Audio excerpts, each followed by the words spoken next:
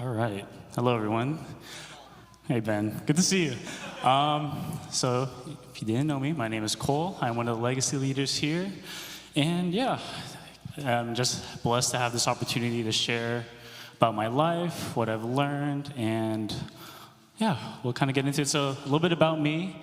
I grew up here in Torrance. There's some pictures. So, going from left to right, left to right, it's my family. I have my dog. Some of my friends, and then the bottom right, it's like my friends from high school. So when we did cross country, I also love to play volleyball. I love guitar, I love to play music, and I love rock climbing. So just a few things about me. Like I said, I grew up in Torrance. I went to Torrance High. Does anyone else going to Torrance High? Yeah, let's go, got two. Yeah, it's our school. Went to Torrance High. I was involved in a few sports, like I said, and yeah, it was a good time. So I came to SBCC when I was in about the third grade. I grew up in Evolution. I grew up in Legacy, so I was able to experience a lot during my time in youth. Quick thing, Carlo, can we turn off the effects on my voice? It should, like, on the screen, it's like mute group, number 6. There we go. Better. Okay, sorry, that was annoying for me. Yeah, so I wanted to share a few things that I learned here, and hopefully that you will be able to learn something, or God will speak to you in some sort of way through my testimony. So one of the most important things, but difficult things that I had to learn was to trust God completely. So no matter what happens, no matter what I feel or think, that I would be able to trust God. And so I'm going to explain a little bit more, or share a little bit more about myself, but does anyone know what this word means? Pantomath. Does anyone have any idea what that means, or want to take a guess? No guesses? It's okay, I looked this up last night, so I just figured out what this meant. So pantomath is a person who wants to know or knows everything. And I'm going to use it to describe myself, but not because I know everything. I'm using it in the most negative way possible. So if you get to know me, I like to know what happens next. So I'm a big, like, what's going to happen here? Or like group projects, like I need to know who's doing what, and what am I doing, and then what's this person doing? Or like even when we plan events for Legacy, I like to know what's going to happen next, like who's going to be in charge of what and all that. And me knowing these things, it's not really necessarily helping anyone, but it's more for like my peace of mind that I know what's going to happen. And so it's a weird thing. But so when it came to me trusting in God, right, when trusting my life or my future, my plans, everything, my possessions, and that, like we sang before, that He is in control of everything, and I didn't need to worry about it, I had a lot of trust issues. And so I'm going to kind of go through my little journey of how I came to trust God and what that looked like for me. But before, has anyone played games like Mafia? Mafia, yeah? Have you guys heard of the game called Resistance? No? Okay. So I want to just give a quick rundown, just so like we're all on the same page. So Resistance is similar to Mafia, where there's bad guys, good guys, you guys get cards.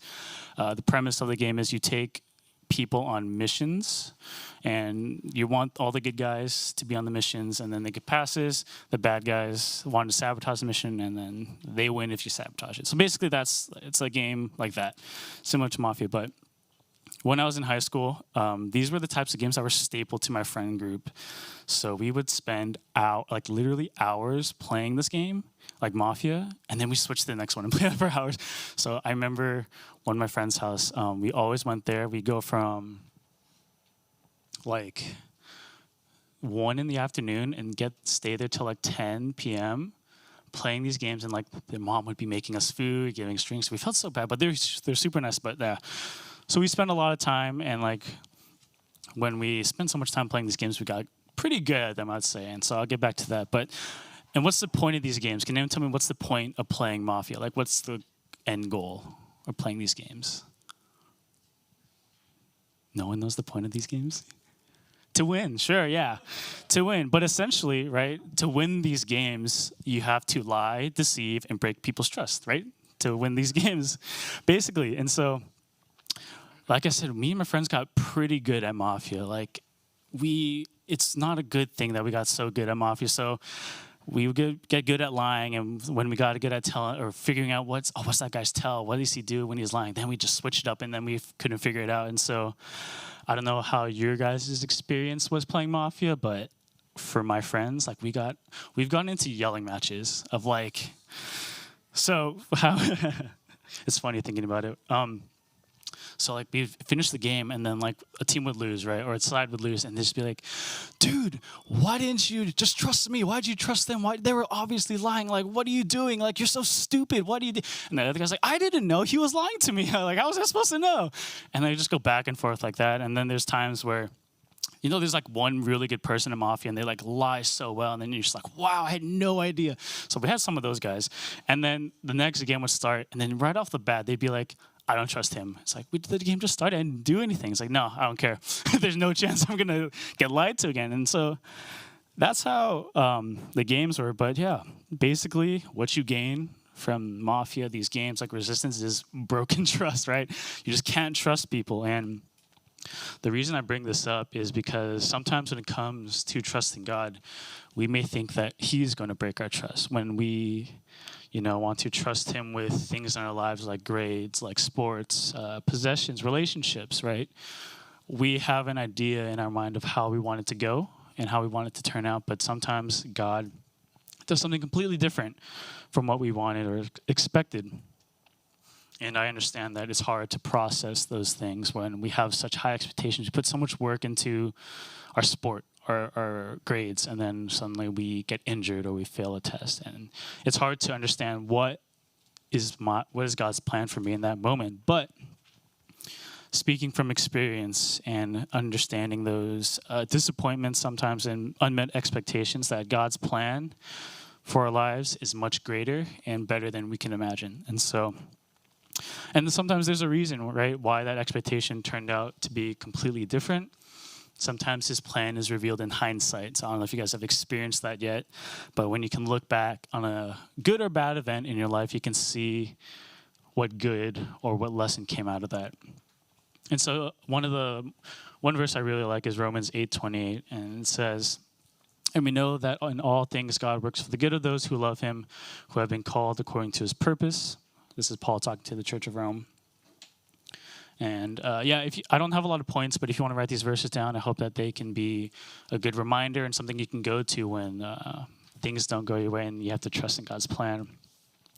Yeah, that was Romans 8:28. And then I have one more right now, Isaiah 41:10. So do not fear, for I am with you. Do not be dismayed, for I am your God. I will strengthen you and help you. I will uphold you with my right hand. And this was Moses talking up to Israel when Joshua took over as the leader, when Moses got too old. And so I'm sure you can imagine having a leader like Moses and all of a sudden, hey, there's this new young guy going to take over. Good luck. That's pretty hard to trust that, right? That's a hard process. But I think when things in our lives like that, where we are so accustomed to whatever we're doing, and then all of a sudden there's a big change like that, he says, do not be afraid, because I am your God and I am with you. I will strengthen you and help you during those times. And so God promises us that he'll provide and protect us for those who love him. And yeah, like I said, hope these verses can give you all confidence that you can put your trust in God and to take steps of faith and follow his plan. I forgot my water. Oh well. So I mentioned earlier that I really liked music, so I play guitar and all that. And I started that in elementary school. Does anyone play music and like playing instruments? Oh, cool. Awesome. Got some people in here. And so I took music lessons. I wouldn't even consider them music lessons. It was like a weird thing through my school. But I did that, and I was never serious about it until I got to high school, or like 8th grade. And so I kind of want to share this with you and just kind of go through this. So it was the summer of my 8th grade year, and Legacy, I think it was Legacy, had worship workshops. And so, I don't know, some of you have gone through these, but it's for the middle schoolers. And I remember that me and my other friend, we were just interested. We're like, oh, kind of want to play drums. Drums seems kind of cool. Like, that's a cool guy kind of thing. And so we got there, and instead of playing drums, we played cajon. So if you know what a cajon is, it's basically a wooden box that you hit hard, and it makes sounds. So that's a cajon. And so we went to about, I think 2. I can't remember, my memory's a little foggy, but we went to 2 worship workshops. And yeah, so went to 2 over the summer, and then we kind of just like, summer happened, and then we got to Legacy. And then I just remember the Legacy worship team at the time was like, hey, you want to do worship? And I was like, what? It's like, for what? And it's like, you want to play drums? And I was like, dude, all I've done is 2 workshops, and I played when I was in elementary school. I was like, you obviously can find someone better, more qualified. And that was my thought process. But what I was encouraged continually, the worship team, they would always say, like, no, you can do it. You can play with us, and it's fine. You don't have to be good. You don't have to be the best already to join the worship team. And then I had another friend in my grade who was playing too, and so she encouraged me too. And so that's how I got my kind of in with the worship team. So they taught me, and slowly and surely I got better at drumming. I was decently confident that I could hold a beat, and I messed up only sometimes. And then, yeah, towards the end of the year, I was like, oh, this is fun. This is super fun. I got to do worship. And then next year, they're like, hey, there's this really good freshman drummer coming up. And I was like, oh, really? And he played, and I was like, wow, this guy's like legit. He played he had his own band and everything.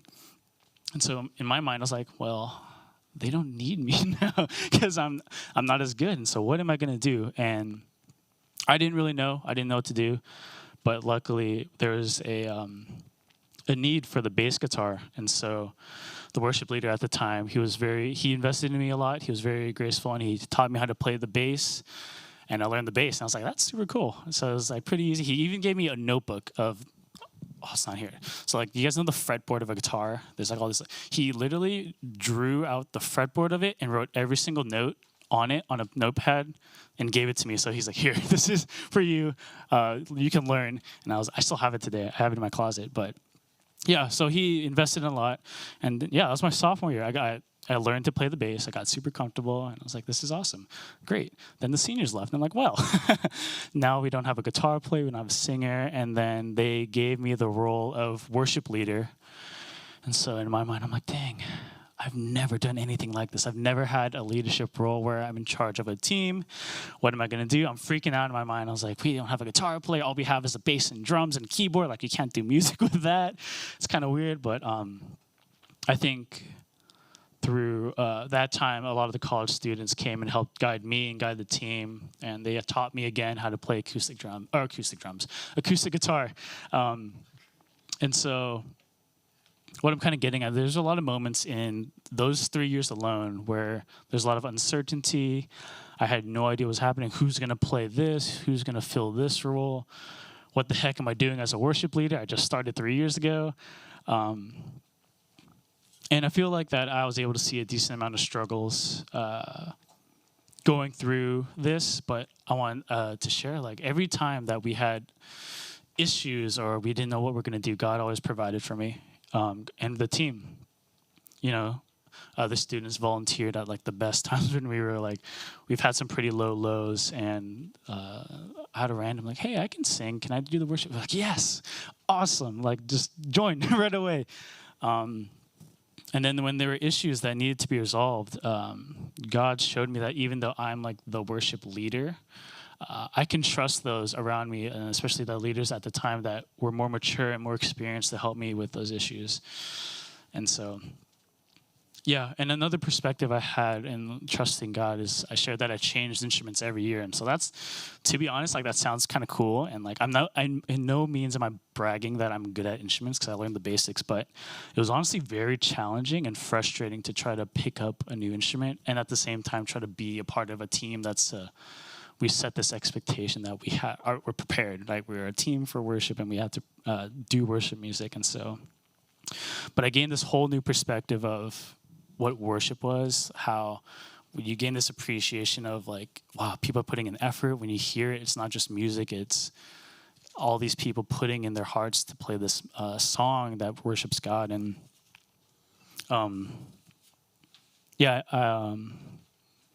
this was like the hindsight I was talking about, right? Like, I can look back, like, obviously during high school, I was just like, this sucks.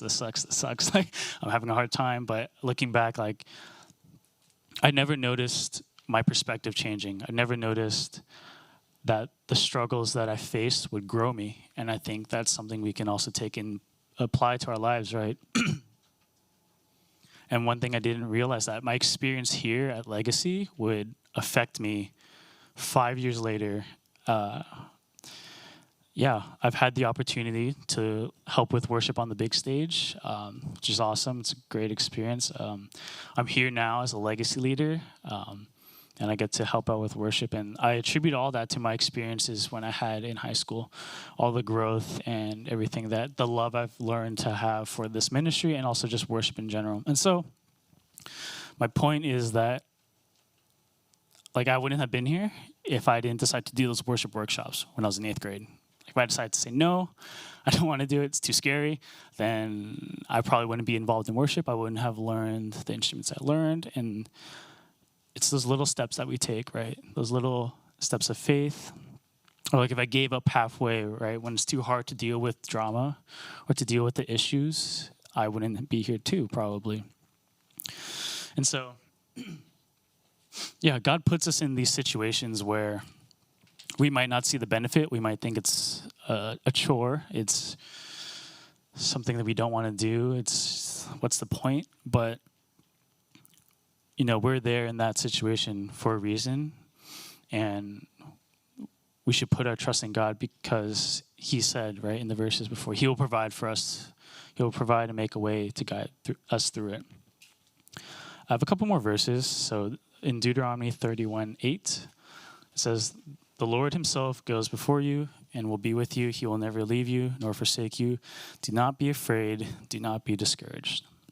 And so this one means a lot to me. I think whenever you're going through a tough time, right, when you can't see the light at the end of the tunnel, it's a good reminder that even though we aren't capable of seeing what's at the end, God is, and he won't ever leave you during that time. Even though it feels like you're at a low, God is there. And then Philippians 4:6. It says, do not be anxious about anything, but in every situation, by prayer and petition with thanksgiving, present your requests to God, and the peace of God, which transcends all understanding, will guard your heart and your minds in Christ Jesus. And I don't want to just come here and tell you guys, just trust in God. He'll make a way. You know, that's kind of, that's not what I want to tell you, but when you're going through these times of troubles or trials or just anything really, just remember that you can talk to God about it. And you can pray, and that he will present peace of mind. And then God also gives you people in your lives, like, to go to talk to. There are people, older, younger, same age, that can provide a different perspective to you, so that maybe something makes a little bit more sense during that time. And I'll close this with this one takeaway. It's God's plan is greater than our own. And I think it's hard to remember that, but I hope that you guys would take that to heart, that, yeah, God's plan is greater than, you know. This idea of trusting God is a process. It's not a switch you can just flick on and then it'll happen right away. You know, sometimes you can't just drop everything and trust in God, but sometimes it'll be an everyday situation. It'll be in every opportunity where you actively decide to trust in God. And so that's why I hope that this will be a good reminder that God's plan is greater than our own.